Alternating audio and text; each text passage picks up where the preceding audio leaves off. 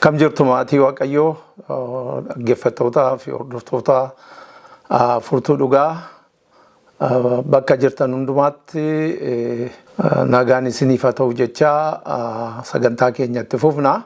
Sagantaa keenya har'aa utuu ittiin fufiin fuulduraa kadhannaa gabaabaasaa godhannaa hundumti keenya bakka jirutti yaada keenyaaf qalbii keenya gara kadhannaatti deebifna.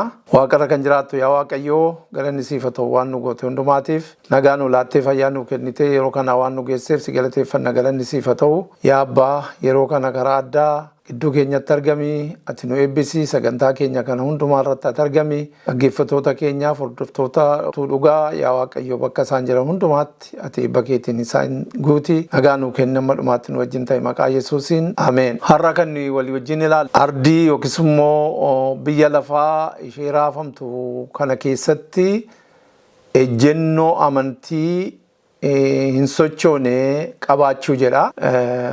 Ardii nuyi keessa jirru kuni ardii raafamaa jirtu, ardii socho'aa jirtu, biyya lafaa jeequmsa adda addaatiin guutaa jirtu kana keessatti akkamittiin dhaabannee kana keessa darbuu dandeenya? Akkamittiin keessa darbinee dhufaatii gooftaa keenyaa isa lammaffaa sana eegganna kan jedhu walii wajjin ilaalla. Seenaa macaafa qulqulluu keessaa Yohaannis boqonnaa 15 lakkoofsa 5 irraati akkana jedha. Ani muka wayinichaati isin immoo damoota isaati. Inni anatti qabatee jiraatu anis isatti jiraadhu. Ija baay'ee kan godhatu anatti gargar baatanii waan tokkollee gochuu hin dandeessan jedha. Macaafni qulqulluun gooftaan keenya Yesuus Kiristoos immoo nutti dubbatu anatti gargar baatanii waa tokko gochuullee hin dandeessanii jedha. Dameenii haadha isaatti yookiis immoo muka wayinii sanatti yoo jabaate malee ija godhachuu akka hin dandeenye, daraara godhachuu akka hin dandeenye, wayifuu dhimma baasuu akka hin dandeenye nutti dubbata.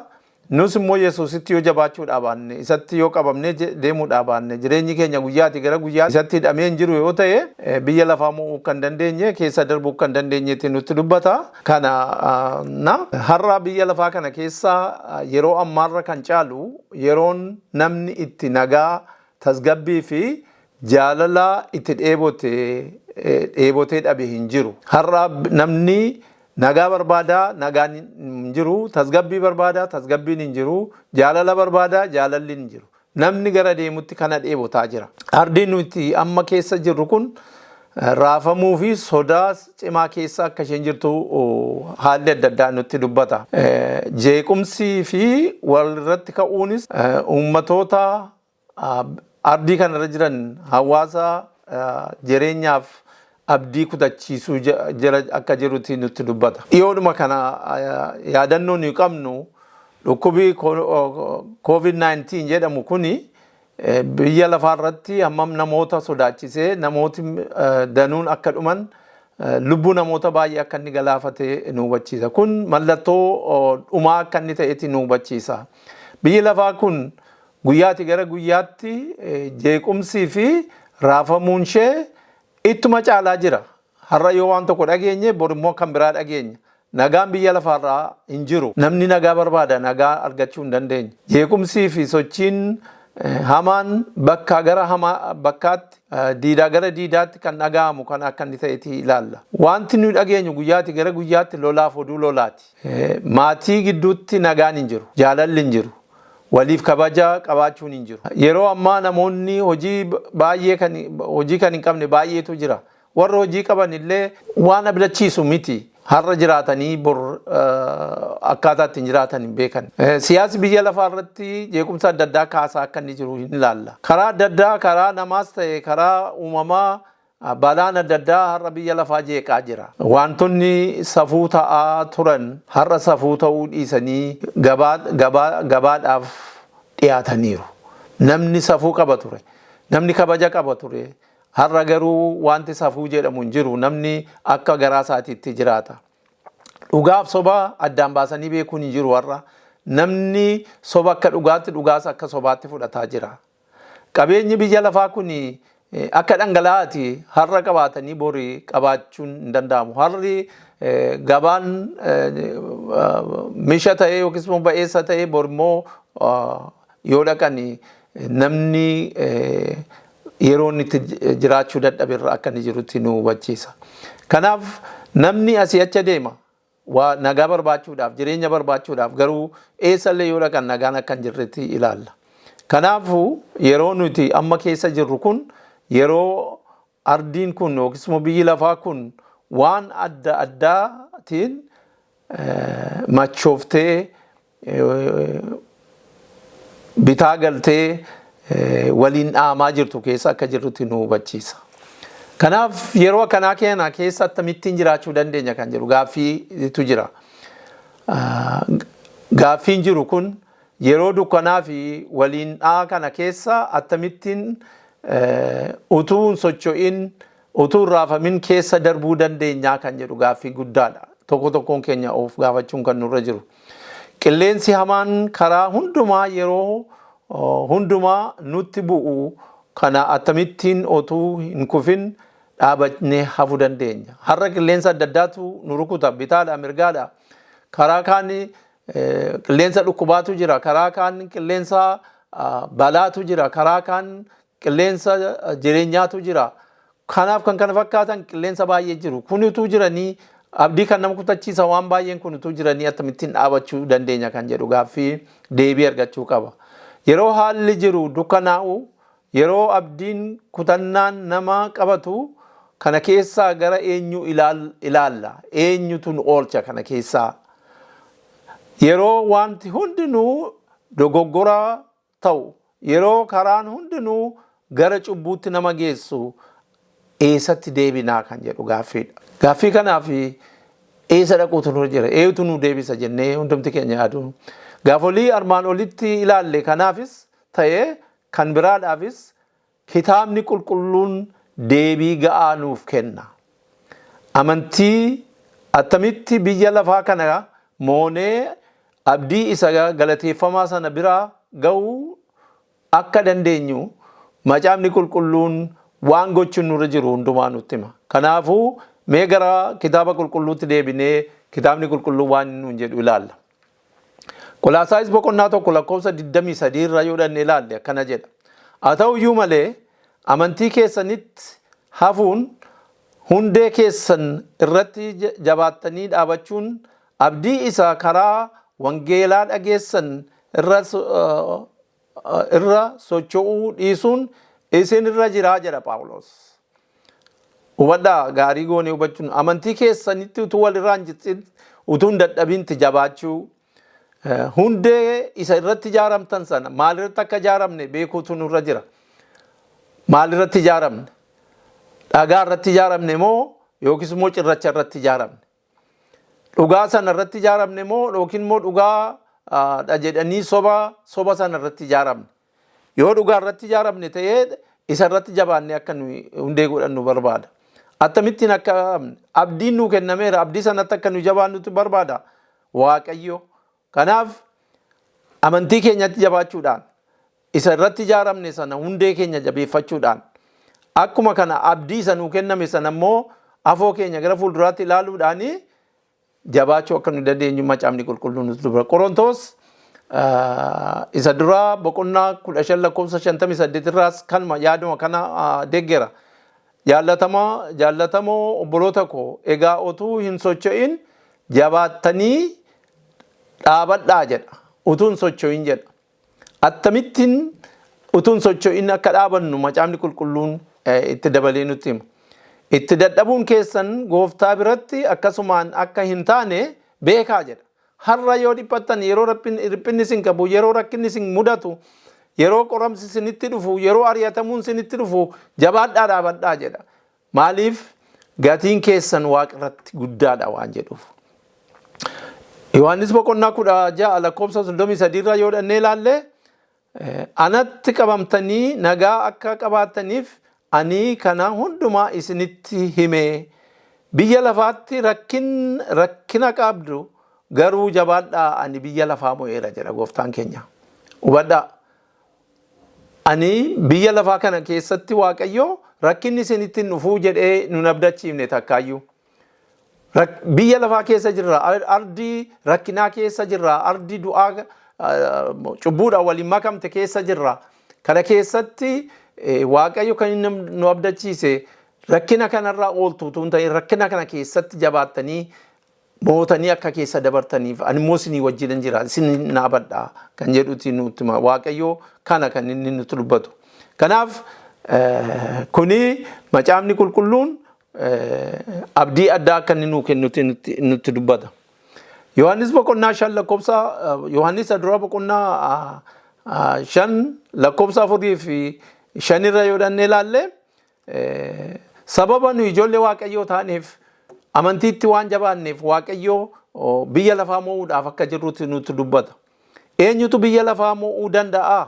Yesuus ilma waaqayyoo ta'uusaa nama amanu duwwaatu biyya kana mo'uu danda'a, biyya lafaa kana mo'uu danda'a jedheeti nutti dubbata. Kanaaf Yesuusitti amanuun amantii keenya immoo jabeessinee qabachuun biyya lafaa nuyi akka nuyi mo'uu nu godha. Kana keessa darbuudhaa fi macaafi qulqulluun kana nu barsiisa jechuudha. Akka nuyi jabaannu, akka nuyi kadhannu nutti hima jechuudha. Inni lammaffaan yeroo jabaannee dhaabannu, yeroo kana keessatti rakkina keessatti obsinee biyya lafaa moonu maal eebba maalii akka argannutti nu dubbata. Yaaqoob boqonnaa 1 lakkoofsa 12 irraa akkana namni qoramsa isatti dhufu obsaan danda'u haa gammadu. Qoramee erga ilaalame booddee jireenya isa waaqayyo warra isa jaallatan abdachiise akka gonfatu argachuuf jira. Gonfoo jireenya arganna jechuudha. Tokkoffaa kana gaarii goonee hubachuu nurra jira. Gonfoo jireenya argachuudhaaf har'a dhaabachuutu nurra jira. Yoo dhaabanne malee gonfoo jireenyaa sana argachuu hin dandeenyu. Gonfoon jireenyaa nuuf kennamuudhaaf har'a jabaachuun nurra jira. Akka mul'ata boqonnaa 2 lakkoofsa 10 irraas kanuma dubbata. Dhiphina isa sitti dhufuuf jiru hin sodaatin jedha. Kunoo seexanni akka isin qoramtanii ilaalamtaniif isin keessaa kaan mana hidhaatti akka galfamtan gochuudhaaf jedha.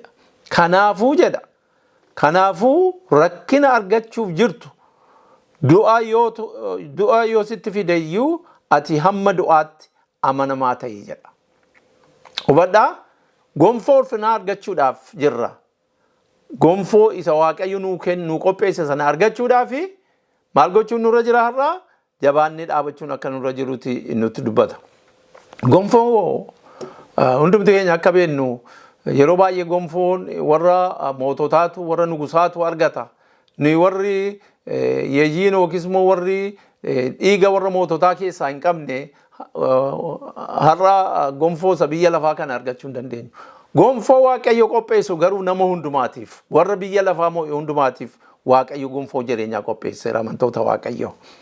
Isaayaas 54:10 irraas tulloonni yoo raafaman iyyuu gaaronnis yoo socho'an illee araarri koos si biraa hin mixxiqu. Kakuun nagaa koos si biraa hin socho'u jedha macaafni qulqulluun. Waaqayyo waadaa akkanaati kan inni nu gala.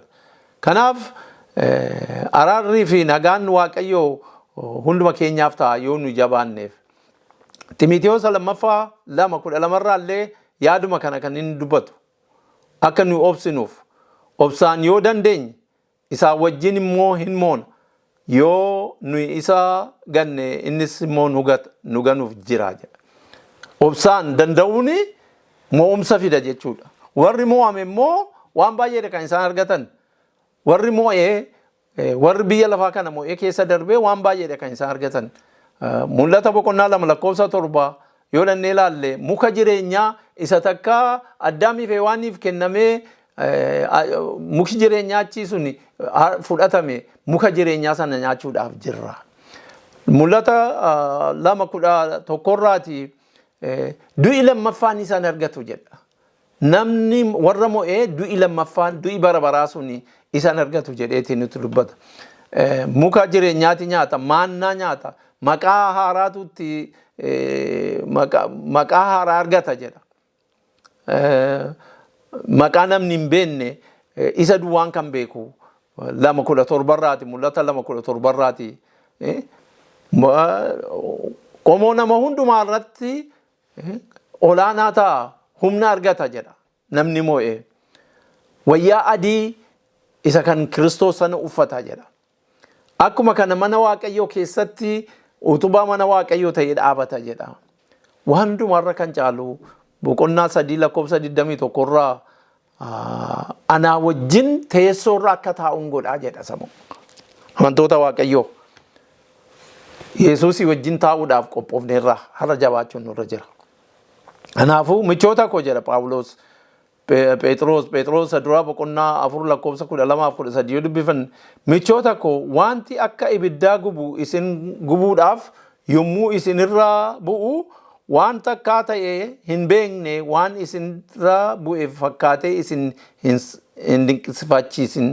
Kiristoos ulfina isaatiin yommuu mul'atu gammadanii akka ililchitan ammuma dhiphina sanaa keessaa hirmaattuu taatan isinis ammuma sana immoo gammaddu jedha. Gammachuu bara baraatu nu eeggata. Gammachuu bara baraa gammachuu dhuma hin qabnetu nu eeggata. Kana har'a kan ilaaluun nurra jiru. Kanaaf gonfoo jireenyaa argannaa gammaduun nurra jira. Waaqayyo nu wajjin jira. Moona gammachuu bara baraa qabna. Kuni badhaasa Waaqayyo ijoollee isaatiif qopheesse. Haa ta'u iyyuu malee kan argachuudhaaf attamitti hin dandeenye. Egaa obsaa jedheera Macaafni Qulqulluun. Yoo obsitan malee yoo dhaabattan malee keessa darbuu hin dandeessanii jedhe. Attamittiin obsina? Attamittiin dandeenya? Gaaffii guddaadha kuni. Mee gara Macaafa Qulqulluutti yoo deebine inni duraa wanti nuyi ittiin mo'uu dandeenyu meeshaan keenya sagalee Waaqayyooti. Firoota koo dhaggeeffadhaa. Sagalee Waaqayyooti. Sagaleen Waaqayyoo meeshaadha. Sagaleen Waaqayyoo hidhannoodha. Sagaleen Waaqayyoo meeshaa lolaati. Kan nu ittiin diina keenya ittiin lollu. Kan nu ittiin diina ittiin moonu. Sagalee Waaqayyooti. Kanaaf sagaleen Waaqayyoo har'a kan nutti dubbatu maalinni? Sagalee isaa kana akka hubannuuf akka itti jiraannu. Gooftaan keenya Yesuus Kiristoos yeroo qorame sana, yeroo Daabiloos gara gaaraatti isa baase, yeroo inni isa qore sana, Maatewos 4, Luqaas 4 yoo xanni dubbifattan kan nu ilaallu barreeffamee jira jedha. Caafamee jira jedha. Isa barreeffame sana isa Macaafni Qulqulluun jedhe sanatti isaan deebisee isaan akka inni mo'e. Kanaaf meeshaa akka inni ta'e gaarii goonee hubachuutu nurra jira. Kanaaf Xiimotewos 2:15 irraa akkana ati akka hojjetaa qoramee fudhatamee waan itti yeelloo hin qabnetti akka nama dubbicha isa dhugaadhaan qajeeltootti hojjetutti Waaqayyo duraa of dhaabachiisuudhaaf dhama'ee jedha. Maal jedha iddoo kana? Nama dubbicha isa dhugaadhaan qajeeltootti hojjetu. Dhugaan gara qajeeltootti nama geessa. Yesuus garuu deebisee jedha. Maatewos 4:4 irraati akkuma sila dubbadhu. Caafata qulqullaa'aa keessatti namni nyaata duwwaadhaan hin jiraatu. Dubbii afaan Waaqayyoo keessaa ba'uun hundumaatiin malee jedha. Hubadhaa. Yesuus inni Waaqa ta'e kana kan inni dubbatu.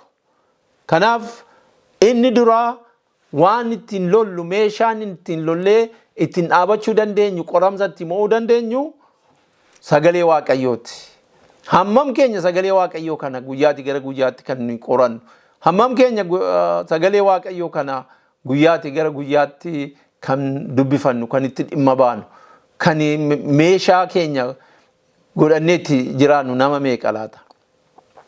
Macaafni seeraa kun afaan kee keessaa hin nabamin. Halkaniif guyyaa waa'ee isaa yaadi. Karaan kee akkasiif qajeelutti. Wanti ati gootus akka walsiif qixxaatutti. Wanta isa keessatti caafamee hundumaa gaarii godhii eegii jedha. Macaafa Iyyaasuu 1:8 irraati. Kanaaf wanti sagaleen Waaqayyo karaa namatti agarsiisa. Daawit akkuma dubbatu karaan dubbiin Waaqayyoo sagalee ifa akka inni ta'e. Kanaaf sagaleen Waaqayyoo dubbiin Macaafni Qulqulluun nuufi meeshaa keenya akka inni ta'etti gaarii goonee badda. Kanaaf inni tokkoffaan kan nu ittiin dhaabachuu dandeenyu sagaleen kun nu dhaabaa, nu ijaaraa, humna nuu kennaa, abdii nuuf kenna jechuudha. Kanatti jabaannee jiraachuun nurra jira. Inni lammaffaan kadhannaadha. Utuu hin dadhabin kadhadhaa jedha macaafni qulqulluu. Kanaaf eessuma yoo dhannillee kadhannaan barbaachisaa akka inni ta'e. Kuni tokko keenyaaf barbaachisaadha. Namni kadhannaanii yookiis immoo waaqayyoon kadhachuuni prayer inni jennu kuni nuufi waaqayyoon walitti hidha jechuudha. Walitti nu fida jechuudha. Walitti nu dhiyeessa jechuudha. Yommuu nu rakkina keenya, yommuu nu yaaddoo keenya, yeroo nu galata keenya fudhannee gara waaqayyootti dhiyaannu, waaqayyo gara keenyatti dhiyaata jechuudha. Yeroo sana humna arganna jechuudha. Wanti nutti dhufu, dadhabbiin nutti dhufu, kufaatiin nutti dhufu, yeroo sana waaqayyo harka qabee nu kaasa akka inni ta'etti nu hubachiisa iddoo kanatti.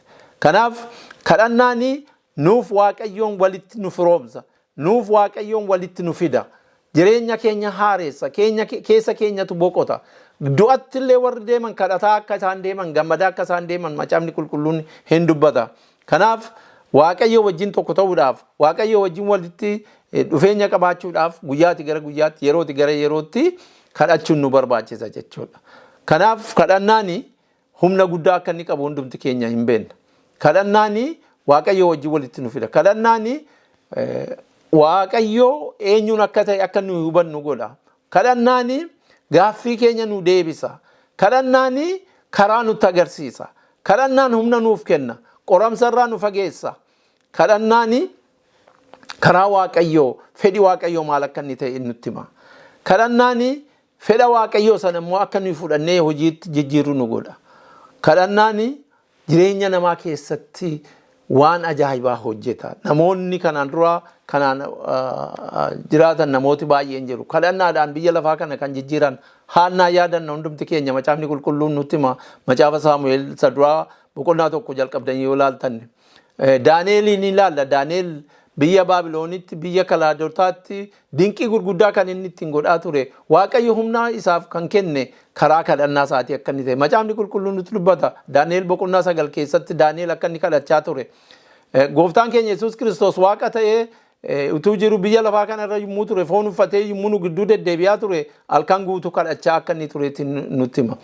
Waldaa isheen jalqabaa kadhannaadhaan dinqii godhaa turani. Yeroo namoonni walitti qabanii kadhachaa turan, waldaan kadhachaafii turte, sanyiin Phexros faa, sanyiin Phaawulos faa hidhaa keessaa hiikamaa akka isaan turanitti nutti dubbata. Inni sadaffaan abdii keenya gara fuulduraa ilaaluudha. Waaqayyo abdii nuuf kenneera. Abdii eebbifamaa. Abdii kana gara afoo keenyaatti, gara fuuldura keenyaatti ilaaluudhaan isa nu fuuldura jiru sana gooftaa keenya Yesuus Kiristoos ija keenya isarra kaawwannee utuu asii achi hin jedhini gara afoo keenyaa gara fuuldura keenyaa ilaaluudhaan biyya lafaa kana mo'uu dandeenya.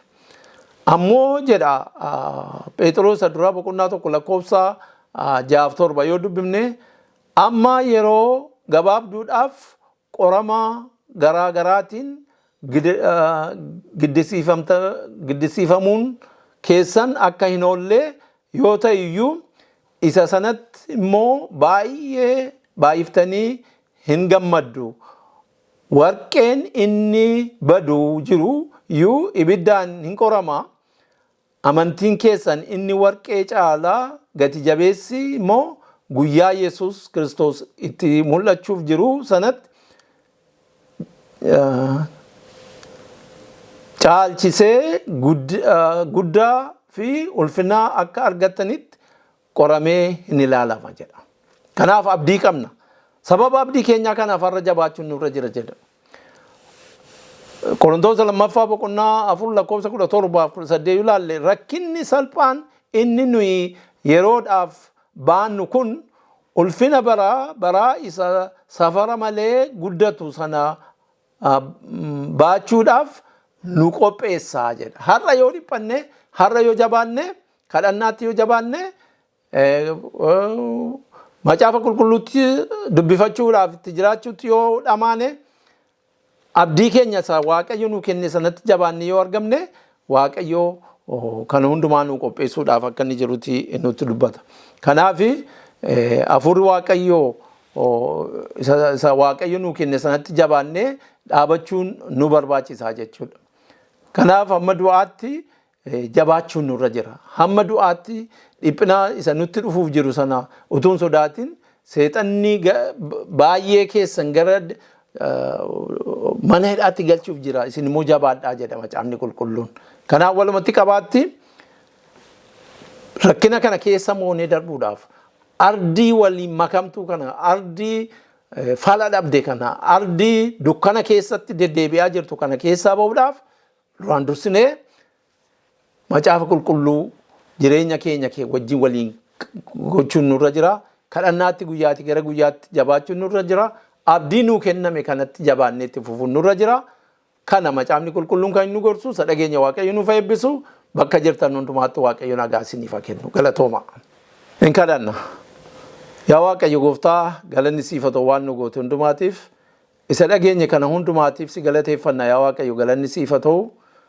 Egaa ardii ishee machooftee ishee waliin makamtee ishee bitaa galte kana keessa jirra. Kana keessatti yaa waaqayyo sagalee kee akka itti jiraannuuf kanatti nuu kennite guyyaatti gara guyyaatti akka qorannuuf akka jireenya keenya wajjin wal simsiimnuuf ati nu gargaari. Kadhannaa humna kadhannaa nuuf kenna hafuurri qulqulluun jireenya keenya keessatti akka nu hojjetu. Abdii nuu kennite sanatti qabamne akka jiraannuuf ati nu gargaari. Guyyaatti gara guyyaatti jireenya hunduma keenyaa eege kana hundumaa maqaa Kiristoosiin si kadhannaa nuuf kadhatame. Ameen.